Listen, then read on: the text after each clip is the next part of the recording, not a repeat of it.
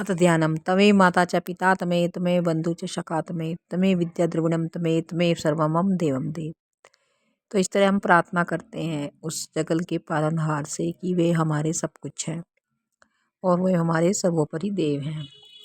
गीता उपदेश शास्त्रीन प्राणी जहाँ वहाँ दुख भय क्लेश इनसे मुक्ति के लिए गीता उपदेश। संजय ने धृतराष्ट्र कहा युद्ध का हाल, मोहग्रस्त हो पार्थ ने शस्त्र दिए जब डाल, तब उसको भगवान ने दिया तत्व का ज्ञान, आत्मज्ञान को जानिए दिव्य पुरुष भगवान। किशोरदास गीता लिखी, कृष्णदास करे अनुरोध, ज्ञानवान प्राणी बने हटे काम और क्रोध।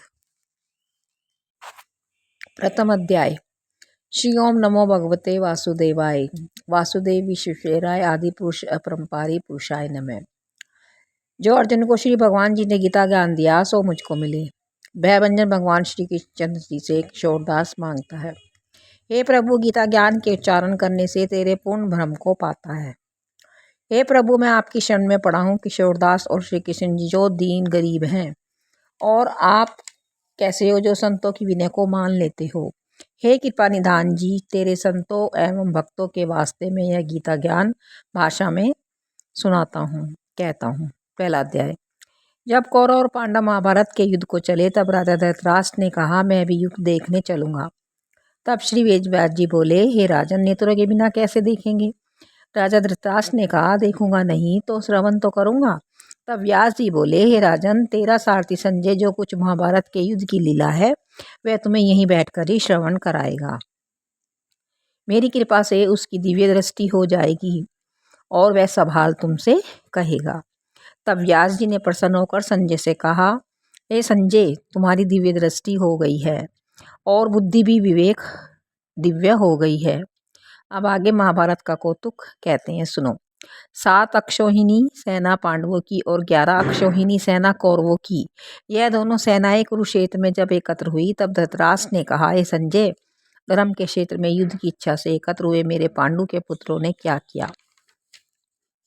संजय ने कहा, पांडवों की सेना को व्यूह देकर दुर्योधन द्रोणाचार्य के समीप जाकर कहने लगे, हे आचार्य देखिए आपके शिष्य बुद्धिमान द्रुपद पुत्र ने पांडवों की बड़ी सेना की कैसी व्यूह रचना की है।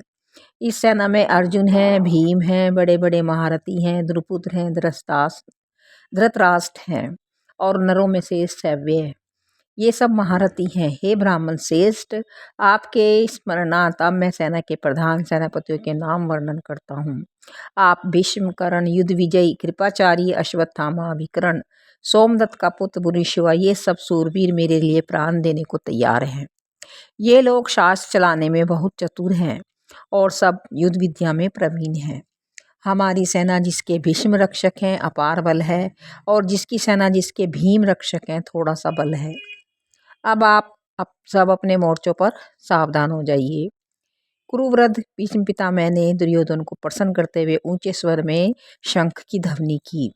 फिर सभी ने अपने अपने शंखों की ध्वनि की। इसके बाद सफ़ेद घोड़ों पर बैठे माधव और पांडव अर्जुन ने भी दिव्य शंखों को बजाया। श्री कृष्ण ने 5 जन्य और अर्जुन ने देवदत्त नाम के शंखों को बजाया। इस तरह सभी ने अपने अपने शंख को बजाया। भीम ने पौंड्रुक नाम के शंख को बजाया। कुंती पुत्र धृतराष्ट्र जिसने अनंत विजय नकुल ने सघोष, सभी ने वीरों ने अपने अपने शंखों को बजाया। उन शंखों के भारी शब्द से आकाश और पृथ्वी गूंज उठी।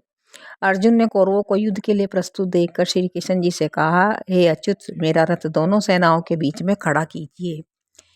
मैं यह देखना चाहता हूँ कि मुझे किस किस के साथ युद्ध करना चाहिए। दुर्बुद्धि दुर्योधन से प्रीति करने वाले जो संग्राम के लिए यहाँ एकत्र हुए हैं उनको मैं देखना चाहता हूँ। संजय कहने लगे, हे राजन अर्जुन की बात सुनकर श्री कृष्ण ने भीष्म द्रोण आदि वीरों के सामने उत्तम रथ को खड़ा करके कहा, हे वीर संग्राम के लिए उद्यत इन कौरवों को देख लो। इसमें अर्जुन ने चाचा बाबा गुरु भाई सब स्वजनों को शास्त्रों से सुसज्जित खड़े देखो।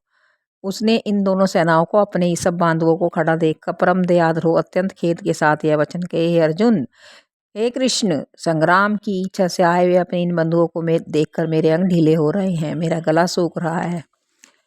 रोमांच खड़े हो रहे हैं। मैं इनके साथ युद्ध करना नहीं चाहता, क्योंकि मैं जीत कर राज्य व सुख भी नहीं चाहता हूँ। हे प्रभु, हमको राज्य भोग और जीवन से क्या काम, क्योंकि जिनके लिए हम राज्य भोग सुख की इच्छा की जाती है वे सब संग्राम में प्राण और धन की ममता छोड़कर मरने को तैयार हैं। मैं इन्हें मारने की इच्छा नहीं करूंगा। हे जनार्दन, त्रिलोकी के राज्य के लिए भी मैं इन्हें मारना नहीं चाहता, फिर इस पृथ्वी के लोक के राज्य के लिए तो कहना ही क्या है। हे जनार्दन, धृतराष्ट्र के पुत्रों को मारकर हमारा क्या होगा? इन आतताइयों का वध करने से पाप ही होगा। हे माधव, स्वजनों को मारकर क्या हम सुखी रह सकते हैं? क्योंकि द्रोह करने में पाप को नहीं देखते। कुल नाश को जानते हुए भी हमको इस पातक से क्यों नहीं दूर होना चाहिए। कुल का नाश होने से कुल के प्राचीन धर्म नष्ट हो जाते हैं, फिर धर्म नाश होने से कुल में पाप बढ़ता है। हे श्री कृष्ण, पाप से कुल की स्त्रियां व्यभिचारिणी हो जाती हैं, जिनसे वर्णशंकर इस संतान की उत्पत्ति होती है। वह वर्णशंकर पुरुषों ने कुल को नष्ट कर दिया, उनको तथा उस कुल को नरक में पहुंचाते हैं। श्राद्ध प्रणादि बंद हो जाते हैं। वर्णशंकर बनाने वाले दोषों से कुल ध्वंसकों के जाति धर्म और कुल धर्म निरंतर नाश हो जाते हैं।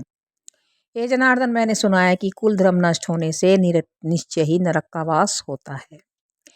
संजय ने कहा, हे राजन, यह कहकर अत्यंत दुखित होकर अर्जुन ने उसी समय धनुष बाण फेंक दिया और रथ के पिछले भाग में जा बैठा। पहले अध्याय का मातम्य। एक समय पार्वती जी ने पूछा, हे महादेव जी, किस ज्ञान के बल से आपको संसार के सब लोग शिव कहकर पूजते हैं? मृगछाला ओढ़े, सब अंगों में शमशानों की विभूति लगाए, गले में सर्पमाला डालते हो, मुंडों की माला पहने हुए हो, इनमें तो कोई भी पवित्र नहीं है, फिर आप किस ज्ञान से पवित्र माने जाते हैं? ये आप कृपा कर कहिए। श्री महादेव जी बोले, हे प्रिय, सुनो। गीता ज्ञान को हृदय में धारण करने से मैं पवित्र माना जाता हूँ, और इस ज्ञान से मुझे बाहर के कर्म नहीं व्यापते। तब पार्वती जी ने कहा, हे भगवान, जिस गीता ज्ञान की आप ऐसी स्तुति करते हैं, उसको श्रवण करने से या सुनने से कोई कृतार्थ भी हुआ है? तब श्री महादेव जी ने कहा, इस ज्ञान को सुनकर बहुत से जीव कृतार्थ हुए हैं और आगे भी होते रहेंगे। मैं तुमसे एक पुरातन कथा कहता हूँ, सुनो। एक समय पाताल लोक में शेषनाग की सैया पर श्री नारायण जी नयन मूंद कर आनंद में मग्न थे। उस समय भगवान के चरण दबाती हुई श्री लक्ष्मी जी ने पूछा, हे प्रभु, निंद्रा और आलस्य तो उन पुरुषों को व्याप्त है जो पुरुष तामसी होते हैं, फिर आप तो इन तीनों गुणों से परे हो। श्री नारायण प्रभु वासुदेव हो, आप जो नेत्र मूंद रहे हो, यह मुझको बड़ा आश्चर्य है। श्री नारायण जी बोले, हे लक्ष्मी, मुझको निंद्रा आलस्य नहीं व्यापता। एक शब्द रूप जो भगवत गीता है, उसमें जो ज्ञान है उसके आकार रूप हैं, वैसे ही यह गीता शब्द रूप अवतार है। इस गीता में यह अंग है। 5 अध्याय मेरा मुख है, 5 अध्याय मेरी भुजा, 11वां अध्याय मेरा हृदय है और मन है, 16वां अध्याय मेरा उदर है, 17वां अध्याय मेरी जंगा है, 18वां अध्याय मेरे चरण है। गीता के सब श्लोक ही मेरी नाड़ियां हैं और जो गीता के अक्षर हैं वही मेरे रोम है। ऐसा मेरे शब्द रूपी गीता, जो गीता ज्ञान है, उसी के अर्थ में हृदय में विचार करता हूँ और आनंद को प्राप्त होता हूँ। तब लक्ष्मी जी ने कहा, हे नारायण जी, भगवान, जब श्री गीता जी का इतना ज्ञान है तो क्या इसको सुनकर भी कोई कृतार्थ हुआ है? तब भगवान ने कहा कि हे लक्ष्मी, तू सुन, बहुत से जीव कृतार्थ हुए, तू सुन। एक शूद्र ब्राह्मण प्राणी था जो चंडालों के कर्म करता था और तेल लवण का व्यापार करता था। उसने एक बकरी पाली। एक दिन वह बकरी चराने वन में गया, वृक्षों के पत्ते तोड़ने लगा तो उसे सांप ने डस लिया। फिर बहुत सारे जन्म भोग कर उसने बैल का जन्म पाया। उस बैल का मालिक उसे कुछ भी न दिया करे खाने के लिए और उससे काम बहुत कराए। एक दिन उसके प्राण छूट गए। एक दिन एक गणिका आई, कोई सभी उसे अपने व्रत का फल दे रहे थे, लेकिन उसकी मुक्ति नहीं हो रही थी। एक दिन गणिका आई, उसने लोगों से पूछा, यह कैसी भीड़ है? उन्होंने कहा, इसके प्राण नहीं निकलते। तब गणिका ने कहा कि मैंने जो कर्म किया है उसका फल मैंने इसे दिया। इतना कहते ही बैल की मुक्ति हो गई। तब बैल ने एक ब्राह्मण के घर में जन्म लिया तो उसे पिछले जन्म की सुध थी। यह अति सुंदर बालक हुआ। विप्र चलते चलते गणिका के घर गया और कहा, तू मुझे पहचानती है? गणिका ने कहा, नहीं, मैं तुझे नहीं जानती, मेरी तेरी क्या पहचान, तू विप्र और मैं वैश्या। तब विप्र ने कहा, मैं वही बैल हूँ जिसकी तुमने मुक्ति कराई थी। अब तो मुझे यह बताओ कि तुमने ऐसा कौन सा कर्म किया। तब गणिका ने कहा कि मेरे पास एक तोता है और जो कुछ भी वह पढ़ता है मैंने उसे तेरे निमित्त दिया। तब उस तोते से पूछा गया तो तोते ने बताया, मैं नित्य प्रति एक गीता के श्लोक का पाठ किया करता हूँ, क्योंकि मैंने अपने गुरुजी से सीखा है। तो वही पाठ का फल मैंने इस गणिका को दिया था। तो गणिका की समझ में नहीं आता था। जो मैं पढ़ता हूँ वही इस गणिका ने तेरे निमित्त दिया था, वह श्री गीता जी के पहले अध्याय के पाठ का फल है। तब श्री विप्र ने कहा, ये तोते तू भी विप्र है, मेरा आशीर्वाद से तेरा कल्याण हो जाएगा। सो ये लक्ष्मी विप्र के इतना कहते ही वह तोता भी मुक्ति को प्राप्त हुआ। तब गणिका ने बुरे कर्म छोड़ दिए और गीता के प्रथम अध्याय का पाठ करने लगे और अंत समय में उसकी भी मुक्ति हो गई। तो गीता के प्रथम अध्याय का यही सार है कि हमें गीता का अध्याय करना चाहिए, जिससे कि पढ़ना चाहिए और या तो सुनना चाहिए। इससे हमें पुण्य की प्राप्ति होती है और अंत समय में हमें मोक्ष मिलता है। राधे राधे, जय श्री कृष्ण। आशा करती हूँ आपको मेरा यह गीता का उपदेश, गीता ज्ञान मतलब आपको सही लगा होगा, सही जानकारी आप तक पहुँची होगी। आप इसे नित्य प्रति श्रवण करें और चैनल को लाइक एंड सब्सक्राइब करें। बेल दबाना न भूलें, जिससे कि मेरी वीडियो का नोटिफिकेशन आपके पास पहुँच जाए। तो इस तरह से मैं आपके साथ गीता का डेली एक अध्याय शेयर करूँगी। तब तक मिलते हैं नेक्स्ट वीडियो में। राधे राधे, जय श्री कृष्ण।